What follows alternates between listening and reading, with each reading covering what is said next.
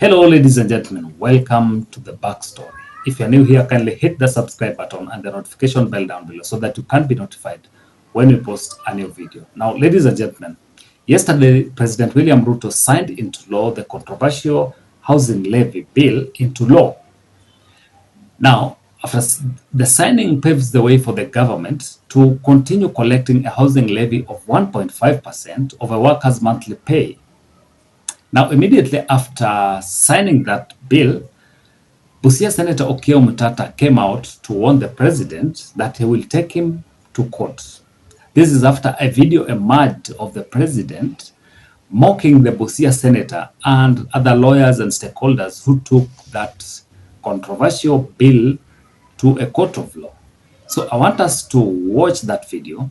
Then after that, we'll come back and analyze. Helping you graduate your innovations into the space that they become viable businesses and companies and entities. So asanteni sana, congratulations to all of you. I wish you well in your creativity. We have a great country. I am very proud to be a leader in Kenya because it is very good to lead people who know what they want and they know how to get it. And all they need is just a little guidance, a little support, and they will do their thing and they will get this country great. That's why I am very proud that we are all moving together. We just signed the housing bill into law. And you know, God has a way of doing things. The piece of legislation we passed today is even better than the one we envisaged earlier. So those who went to court thinking that they will stop this, they have only helped us to make it better. So sometimes I think God uses your adversaries to work for you. He causes your adversaries to work for you. So this is great. We have in this bill of today, we have a better ecosystem to work in. We have improved on the architecture of delivery of the housing bill. We have improved on the level of funding because more people have been brought into the net to contribute to the housing levy. And those who went to court thought they were going to reduce or to eliminate the housing levy. All they did was to enhance it and to increase it. What a blessing. So nataka niseme asante sana kwenu ninyi nyote. I wish you well in all your endeavors, and let's meet again at the Kenya Innovation Week later this year. Asante. Now, ladies and gentlemen, that is President William Ruto after signing that bill into law. And immediately after that, just as I've told you, Busia Senator OKIYA has now come out to warn President William Ruto that he will file a petition blocking that housing levy.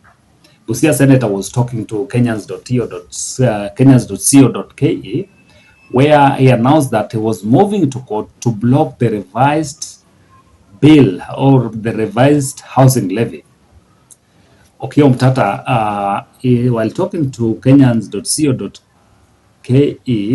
has remarked that he was preparing a petition to block the implementation of the passage of the Affordable Housing Bill by the National Assembly and the Senate. I quote him, he says, "Yes, we are challenging it. We are in the final stages of preparing the petition."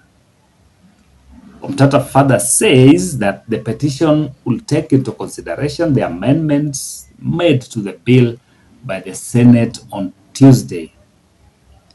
Now, ladies and gentlemen, if you look at how this bill was passed, how public participation was done, if you watch some of the videos of the public participation, you'd be able to tell that majority of people who were talked to were against the housing bill.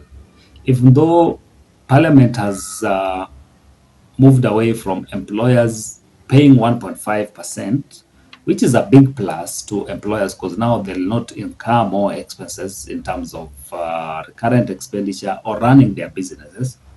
But there are two issues that they've not addressed. One is the fact that during the ruling which did away with the housing levy, the three-judge bench raised some critical issues. One is the fact that there was discrimination in the way this bill or this levy was being implemented. It was putting the formally employed versus the informally employed Kenyans. But Parliament and the Senate have come up with a way in which they have kind of included the informal sector in the collection of this levy. But the question that arises is, how will they implement the collection? How will they collect this money from the informal sector? Because for the guys who are formally employed, this is deducted beforehand. That is, before you even get your salary, it's deducted upfront and forwarded to KRA. But now for the guys who are informally employed, how are they going to forward, or how are they going to send their money to KRA? How is KRA going to collect this money? This is what they are not telling Kenyans. Secondly, is the fact that housing is a devolved function. How is it that the national government still is so much concerned in providing or building houses for Kenyans, while housing itself is a devolved function? How the government is not addressing how they're going to involve the county governments in providing this affordable housing to Kenyans or to the employed. Remember, even Kenyans who are employed in county governments are also deducted. And then the other issue is the fact that some of the pieces of land that are being used by the national government to build this affordable housing to Kenyans are being managed by the county governments. Some of these pieces of land are under the custody of the county governments.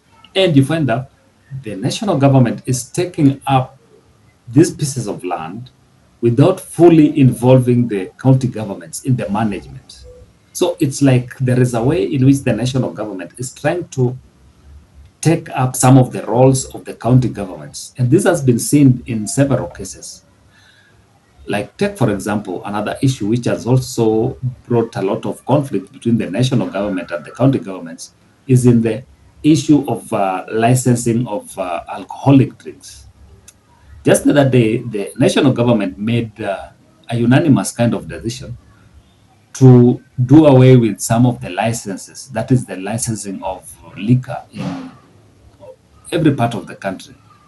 But you find that the liquor licensing was also is also a source of revenue for county governments. Some of these licensing are done by the county governments. So when the national government makes unilateral decisions to do away with the licenses of guys operating these liquor stores, in a way it is interfering with the way county governments operate, because these are some of the sources of income or sources of revenue for these county governments. So the Kenya Kwanza administration needs to look at ways in which they can work together with the county government so that there is no conflict of interest. The said conflict of interest is also seen in the health sector, whereby NHIF has been done away with. SHIF is coming in. There were some areas in which the county governments were coming in to support in terms of paying for the less fortunate in the society in those counties. This was not put into consideration. There are areas in which other development partners were coming in to support health in devolved counties. They were paying for the less fortunate under the NHIF. This has not been considered when looking at SHIF as a whole.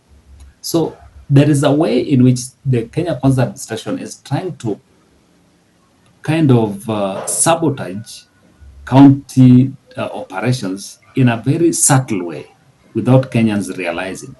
So after looking at all this, the question that comes again is, will the courts nullify this housing bill again? Will they have the teeth to bite once more.